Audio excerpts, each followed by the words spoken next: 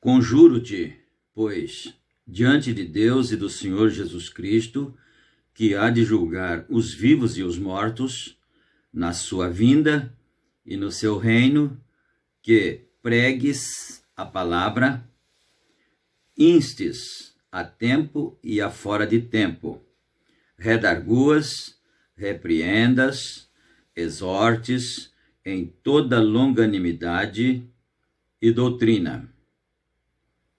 Amém. A irmã Valdécia vai cantar Tudo o que Restou.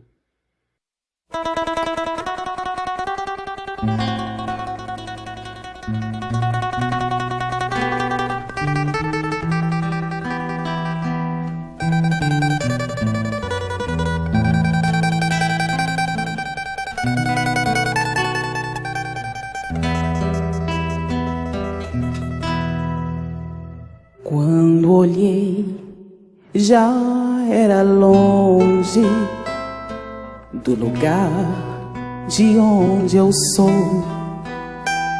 Eu vi tudo diferente e fui eu quem mais mudou.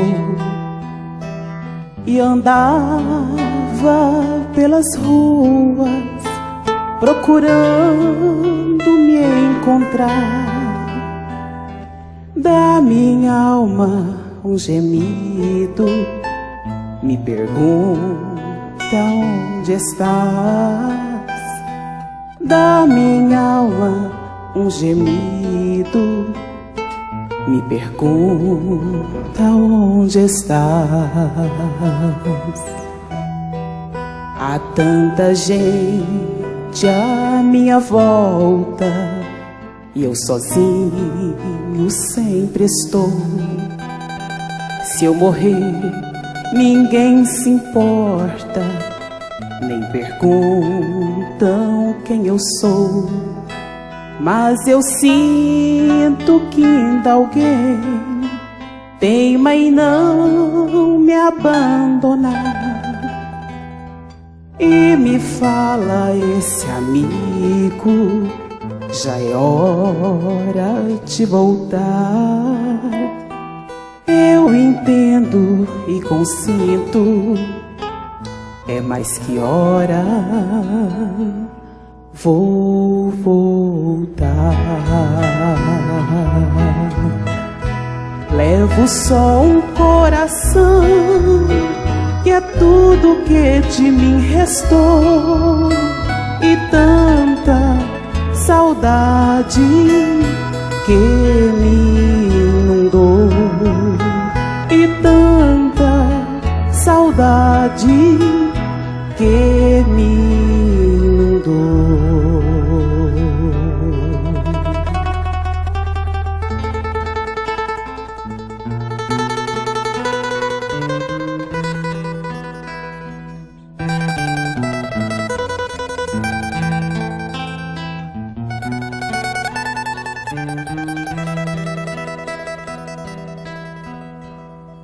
Como que vem do passado, ouço longe uma canção que me fala bem de perto, me comove o coração.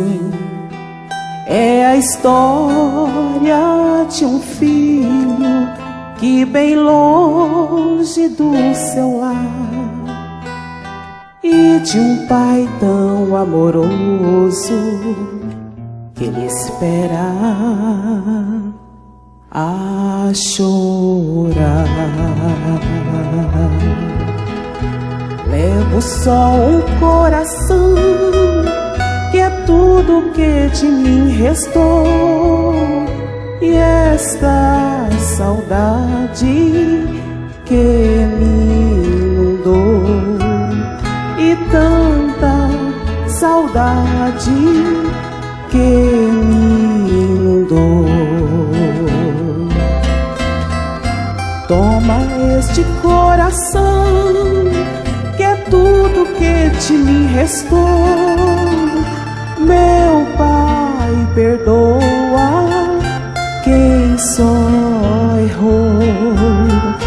Meu Pai, perdoa quem só errou. Toma este coração, que é tudo que te me restou. Meu Deus, perdoa quem só errou. Meu Deus, perdoa quem só errou.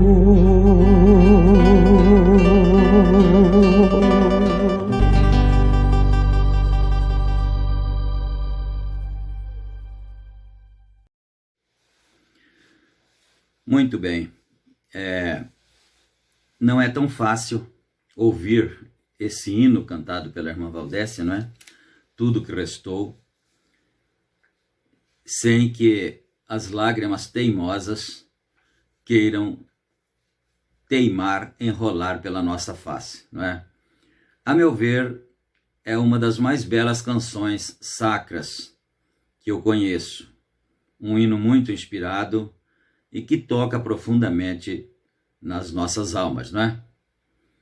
Mas nós lemos aqui na segunda carta do apóstolo São Paulo a Timóteo, no versículo 1º e 2º, os dois primeiros versos. E eu penso que nós continuaremos lendo depois os versos subsequentes, não é? Mas eu queria contar uma coisa aqui interessante, assim, no mínimo curiosa, para os irmãos que estão nos vendo e nos ouvindo, não é? Que nós fizemos uma combinação na igreja, um tratado, um acordo, né? Isso em setembro de 2001, que nós começaríamos a ler a Bíblia, capítulo por capítulo, todas as quartas-feiras, então, um capítulo por semana. Isso foi, então, o primeiro culto foi dia 5 de setembro de 2001.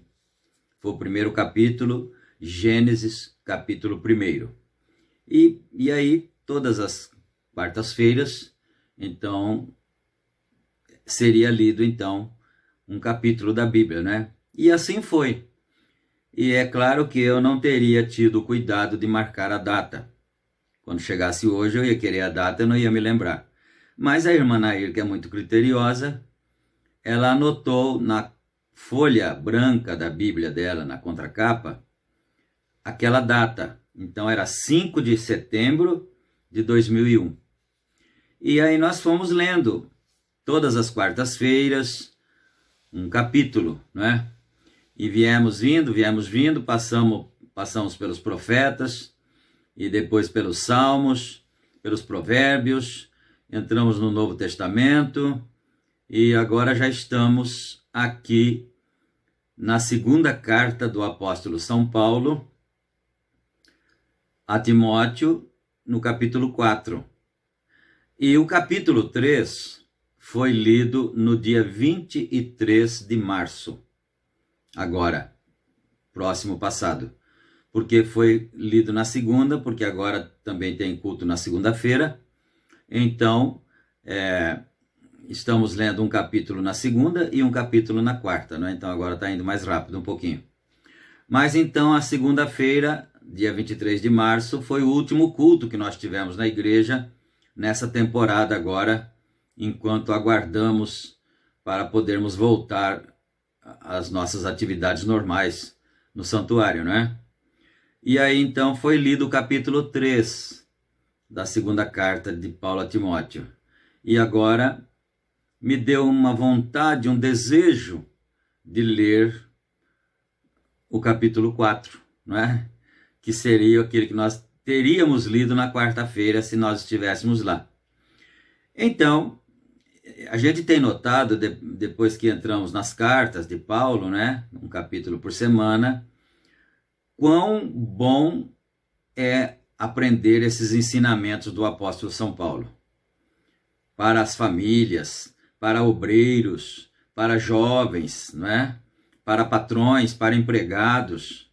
Enfim, o profeta Irmão Brana disse que São Paulo, ele colocou o Novo Testamento em ordem. Então aqui ele estava escrevendo naturalmente a Timóteo, e ele chamava ele de filho, não é?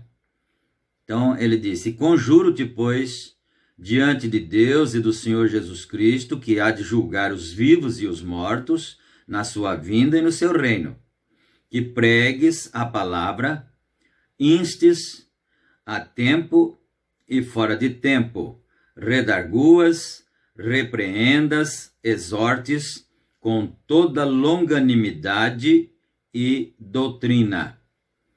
Então, ele estava orientando Timóteo a ser um obreiro firme, né? Com longanimidade, com paciência, enfim, que deve ser peculiar de um verdadeiro obreiro, né? Com misericórdia, com graça, com compaixão, mas sem deixar de dizer a verdade, né? Porque eu estava pensando hoje, me veio um pensamento interessante. A gente, como cristão, deve ser ético, principalmente uma pessoa que seja um pregador do evangelho e que trate com o povo, né? Aquele povo que paga seus dízimos, que sustenta a família dele, que dá as roupas para ele, que ele veste, né? E ele tem um dever muito grande de ser honesto com esse povo. Aliás, com todos, mas principalmente com essa gente, que é a sua gente, que é o povo de Deus, não é? Ele deve ser ético, deve ser educado, deve ser misericordioso, deve ser complacente, não é? Então, me veio hoje esse pensamento: a gente precisa ser ético, sem, contudo, ser covarde ao ponto de não poder dizer a verdade. São dois aspectos dessa condição: ser ético, sem se acovardar e sem se tornar um hipócrita por causa da aparência da outra pessoa, não é? Então você não quer magoá-la, você não quer feri-la, e aí você se acovarda e não diz a verdade. E às vezes ela precisaria ouvir aquela verdade, porque aquilo a faria deixar o seu erro. Mas vamos aqui então, que senão o tempo nosso não dá para nada, né? Então aqui agora vamos para o verso 3. Então nós lemos o 2, agora vamos para o verso 3. Porque virá tempos em que não sofrerão a sã doutrina, mas tendo comichão nos ouvidos, amontoarão para si doutores, conforme as suas próprias concupiscências. Então, a gente fica pensando nisso, não é? Como crente, porque o pastor, antes de ser pastor, ele tem que ser crente, né? Aliás, antes dele ser pastor, ele tem que ser ovelha, não é mesmo? Então, a gente fica pensando nisso, que ele disse: virão tempos, aqui está escrito virá, né? Virá tempos em que não sofrerão, não suportarão a sã doutrina, mas tendo comichão nos ouvidos, amontoarão para si doutores, conforme as suas próprias concupiscências. Porque os tempos vão mudando, alguém diz assim: mas essa Bíblia, pastor, essa Bíblia foi escrita há 2000 anos, essas palavras foram ditas lá no primeiro século. As pessoas viviam diferente, as coisas eram diferentes, né? As condições das pessoas eram diferentes. Como é que o senhor vai querer aplicar certas coisas daquele tempo a agora? Ora,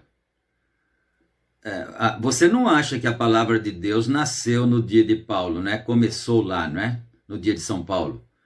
É claro que não. A Bíblia diz que a palavra está escrita eternamente no céu. Antes de ter mundo, existir mundo, essas palavras já estavam escritas no céu. E outro dia eu estava vendo uma coisa que eu acho que se não me engano mesmo, é no capítulo 3 da segunda carta de Paulo a Timóteo, mesmo aqui, não é? Então, se eu estiver enganado, vocês me perdoam, mas é por aí por perto. Ele disse assim: toda escritura divinamente inspirada é boa para redarguir, corrigir e assim por diante, não é? E eu estava observando um detalhe importante. Abrindo aspas aqui um pouquinho, esses dias o irmão Donizete, nosso companheiro, irmão Donizete lá de Campinas, mandou para mim um link de um vídeo, o pregador falando sobre as versões da Bíblia. E eu sempre tive esse cuidado mesmo. Sempre tive. Eu tenho lá no escritório da igreja, então, as Bíblias, e um dia eu estava na livraria evangélica, né? E fui comprar uma Bíblia. Eu queria uma certa Bíblia lá e tal, e a menina, a moça que atendia, falou: o senhor já tem essa? Tal, né? Bíblia anotada? Falei: essa eu já tenho. Tá. O senhor tem essa daqui corrigida, da imprensa bíblica? Essa eu já tenho, não é? O senhor tem essa da Casa Publicadora Batista e tal, e coisa. O senhor tem a Bíblia, essa aqui é a Bíblia Thompson, essa eu já tenho. O senhor tem a Bíblia, enfim. Aí ela olhou para mim e falou assim: o senhor tem todas as Bíblias, né? Eu disse: bom, um pedreiro, para ser um bom profissional, ele tem que ter todas as ferramentas necessárias para que ele possa exercer a sua profissão, né? E assim sucessivamente, como mecânico de automóvel, com qualquer tipo de profissional, ele vai aperfeiçoar, vai ter suas ferramentas adequadas para ele trabalhar, para desempenhar a sua função, né? E o pastor? A ferramenta do pastor é a Bíblia, não é? Então, como a gente já vem de algum tempo, já vem de uma longa caminhada, a gente vem observando essas coisas. Eles criam uma Bíblia com a linguagem atualizada, por exemplo. E eu tenho, como a menina disse, o senhor tem todas as versões? Quase todas, né? Então, você vai numa Bíblia, aonde a Bíblia, eu só vou dar um exemplo, aonde a Bíblia corrigida fala águias, aonde estiveram, eles perguntaram: onde, Jesus? Onde, Senhor, acontecerá isso, né? Ele disse: onde estiver o cadáver, ali se ajuntarão as águias, na Bíblia corrigida. Aí você vai na Bíblia atualizada, está escrito assim: onde estiver o corpo, o cadáver, ali se ajuntarão os abutres. Mas é uma diferença radical da noite para o dia. Aquilo queria dizer águias mesmo, não era abutre não.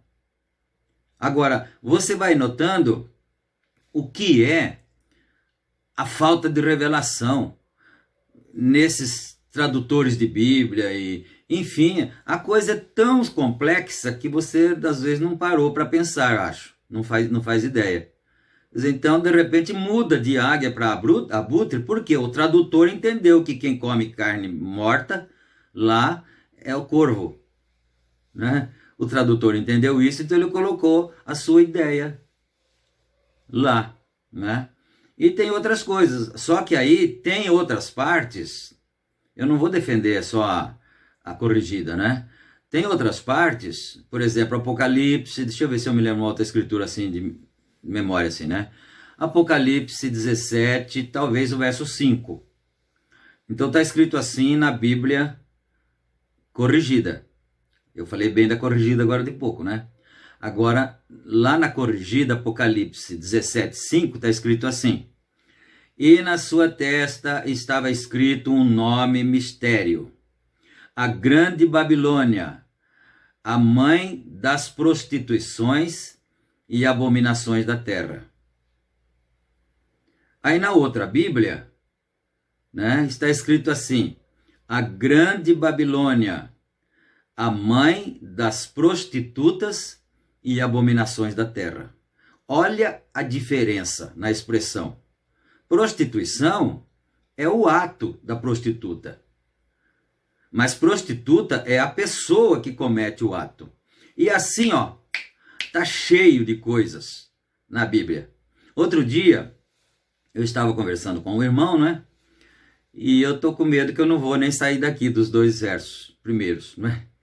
Eu estava conversando com um irmão, e ele é da mensagem também, né? E aí, conversa vai, conversa vem. Fazia muito tempo que eu não via ele e tal. E eu fiquei com saudades, fui visitá-lo em sua casa. Mas quando eu vou fazer uma visita de cortesia assim, eu não vou lá para discutir nada de doutrinas e de costumes, de nada. Eu só vou mesmo para matar a saudade, né? E aí ele começou a conversar comigo e falou que ele encontrou com uma pessoa e tal. E ele quis defender o lado que ele acha que é correto, né, da Bíblia. E ele disse assim: onde tem pastora na Bíblia? Né? Onde tem diaconisa na Bíblia? E eu fiquei pensando, fiquei quieto, não falei nada, né? Que eu estava sendo ético naquela hora. E às vezes alguém pode dizer: e o senhor então se acovardou em dizer a verdade para ele? Não, porque não é a minha responsabilidade. Ele é um pregador, não é? Ele não é a minha ovelha que senta lá no banco da minha igreja e vai escutar a minha pregação. Ele é um pregador, então ele tem responsabilidade de saber o que ele vai pregar para os outros. É pior ainda que se ele fosse um ouvinte só. Não é mesmo? Então, ele falou: onde tem diaconisa na Bíblia? E eu fiquei quieto. Mas se eu fosse a outra pessoa que estava falando com ele, eu dizia para ele: eu vou provar para o senhor que tem diaconisa na Bíblia. Agora o irmão que estava ouvindo o vídeo falou: meu Deus, agora assustei também. Agora também fiquei assustado, porque diaconisa na Bíblia? Sim. Então você vai... Eu estou falando de memória assim, se tiver algum lapso, vocês me perdoem, né? Mas tá lá.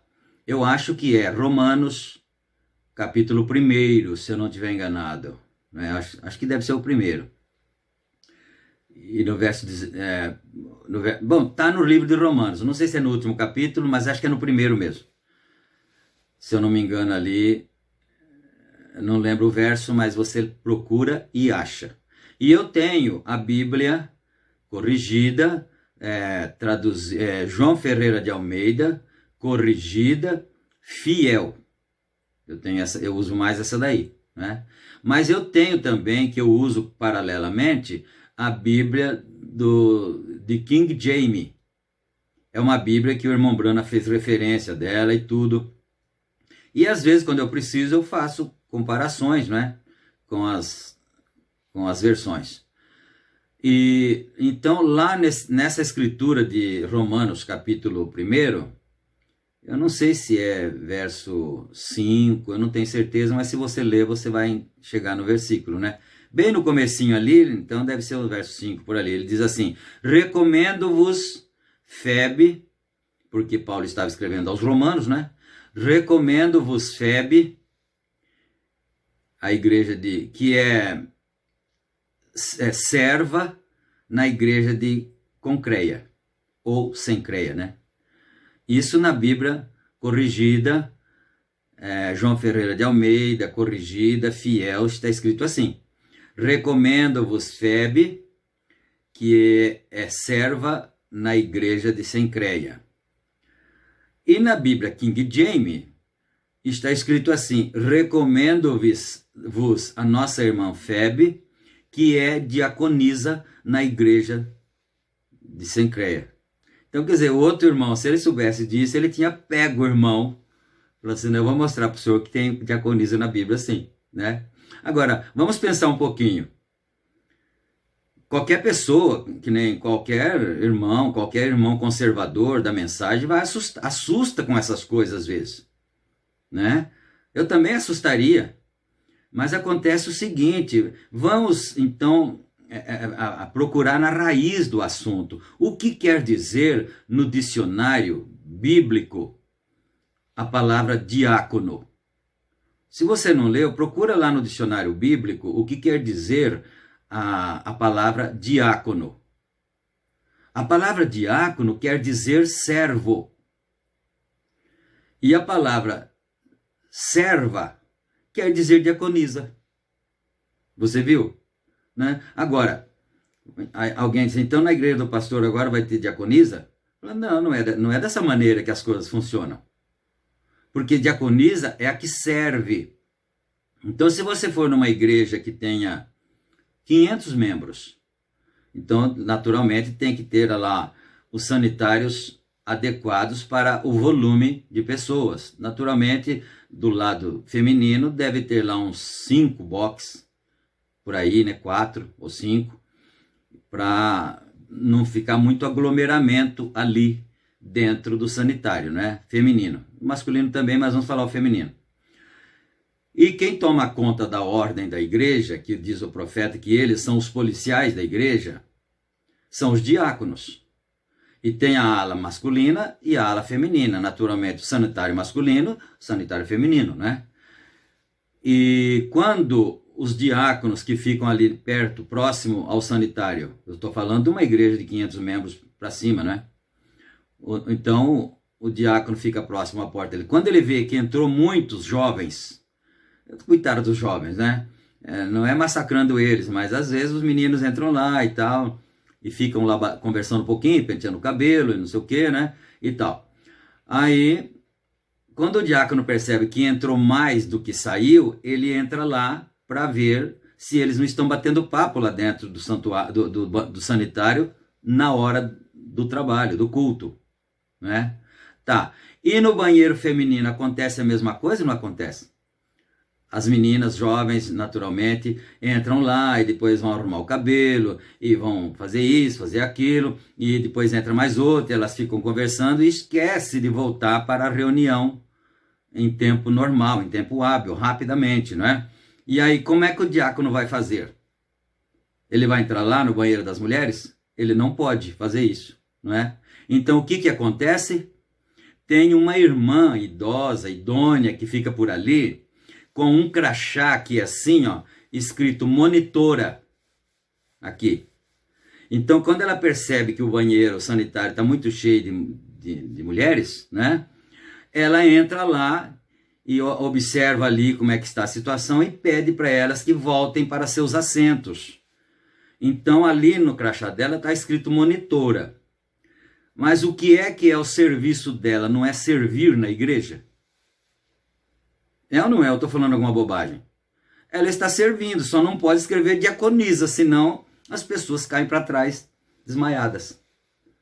Meu Deus, nessa igreja tem diaconisa, nessa igreja da mensagem tem diaconisa. Não vai pensar, na nossa não tem também não, viu? Porque a nossa não fica aglomeramento de pessoas. Se ficar 15 pessoas lá dentro do banheiro, do sanitário, aí esvazia o salão. Então não é o nosso caso, né?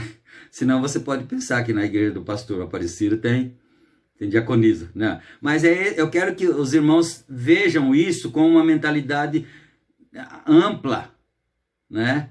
Ampla isso, porque ela é monitora, mas na verdade ela está servindo, e quem serve é diácono. Então ela é diaconisa. Foi por isso que King James escreveu na Bíblia dele diaconisa. E na outra Bíblia não pode falar diaconisa, porque senão as pessoas assustam muito. Então está escrito serva. Mas é a mesmíssima coisa. Meu saudoso pai dizia assim, a mesma coisa de você pegar a cabeça e bater na parede, e depois pegar a parede e bater na cabeça. Dá na mesma coisa. Dói do mesmo jeito, machuca do mesmo jeito. Mas é uma coisa só que em formas diferentes. Né? Mas vamos aqui, por que eu entrei nesse assunto que eu estou olhando no relógio ali, já está quase acabando a hora aqui, né? Porque é o seguinte, ele disse, no verso, bom, no 2 ele tinha dito, né? Mas eu tenho que ficar aqui, né? Depois a gente, na outra programação, a gente prossegue, né? Daqui para frente. Que pregues a palavra, instes a tempo e a fora de tempo, redarguas, repreendas, exortes com toda longanimidade e doutrina. Aí vem o 3 então, né? Porque virá tempo em que não suportarão a sã doutrina, mas, tendo comichão nos ouvidos, amontoarão para si doutores, conforme as suas próprias concupiscências. Então, aí que foi a questão. O tempo foi passando, os apóstolos morreram, porque se São Paulo tivesse vivo, eu perguntava para ele, né? Se o irmão Brana tivesse vivo, eu perguntava para o irmão Brana. O irmão Brana, o que o senhor acha a respeito disso, assim, assim, assim? Aí ele respondia e eu segurava na palavra que ele falou. E se São Paulo tivesse vivo, seria a mesma coisa, mas eles não estão. Ficou a palavra, aí vem os intérpretes da palavra. Porque os tempos vão mudando, as condições vão ficando adversas, e aí tem que se adequar a palavra de Deus às nossas condições, mas isso está errado. Nossas condições é que tem que se adequar ao que está escrito, porque a palavra de Deus está escrito, você sabe disso que está escrito, que passarão os céus e a terra, mas as palavras de Deus não passarão, não mudarão. Mas eles têm feito isso, eles têm mudado, não é? Tiram versículos, muda vírgula de lugar e faz as pessoas entenderem outra coisa, né? Aí geralmente vem a pergunta que não quer ficar calada, né? Então, pastor, em meio a tantas correntes religiosas, em meio a tantas religiões, a tantas denominações, a tantos segmentos, como que eu vou saber, então, aonde que está o certo? Porque aqui ele disse que era para ter cuidado da doutrina, né? Porque iam vir tempos que as pessoas, eles sentiriam comichões. Deixa eu ver bem isso aqui, né? Porque virá tempo em que não suportarão a sã doutrina, mas tendo comichão. Você sabe o que é comichão, né? Quando seu ouvido começa a coçar, você faz assim, ó. Ai, que coceira!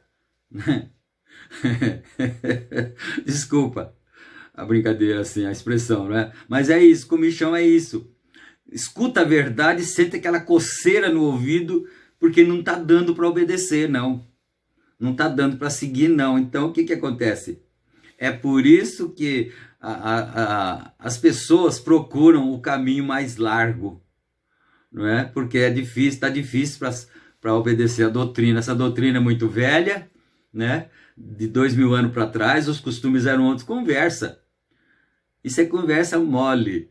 A doutrina tem que ser a mesma todo o tempo, né? Tem que ser a mesma coisa. E eles, então, amontoariam para si doutores conforme as suas próprias concupiscências. Concupiscências são desejos, são vontades, né? Luxúria e outras coisas assim. Então, para atender seus desejos, então eles amontoaram doutores. Aí vieram os doutores e, como se não bastasse pegar a Bíblia e ler ela e interpretar ela de um certo jeito errado no púlpito, eles resolveram escrever mesmo a Bíblia errada. Aí eu estava falando que o irmão Donizete mandou para mim, lá de Campinas, nosso irmão lá, né? Ele mandou um link e o pregador estava mostrando essas coisas. Mas eu gostei, porque ele, irmão Donizete, mesmo é testemunha disso, que lá na igreja eu sempre estou explicando essas coisas para eles, né? Então eu gostei que aí, lá não sei se o irmão Donizete observou, eu acredito que sim, né? O irmão vai ouvir o vídeo. Lá no rodapézinho do vídeo estava escrito assim: a Bíblia que eles usam é a Bíblia João Ferreira de Almeida, corrigida, revisada, fiel. E é justamente a Bíblia que nós usamos também. Já não é de agora, né? Faz tanto tempo que a gente usa ela. Mas eu também tenho a King James, que eu faço comparações, porque o irmão Brana já fez referência da King James. E em alguns casos ele diz que a King James expressa melhor alguma coisa. Então é isso. Nós vamos parar por aqui, porque está dando a hora ali, não é? E se o Senhor nos inspirar, nós continuamos aqui, porque eu pensei, são ensinamentos tremendíssimos. Vamos falar no superlativo, tremendíssimos, não é? Aqui sobre os ensinamentos que São Paulo tem nos dado, né? E eles amontoam os doutores para falar conforme suas concupiscências e desviarão os ouvidos da verdade, voltando às fábulas, às mentiras, às conversas moles, conversas fiadas, né? Deus nos ajude. Em nome do Senhor Jesus Cristo, até o próximo vídeo.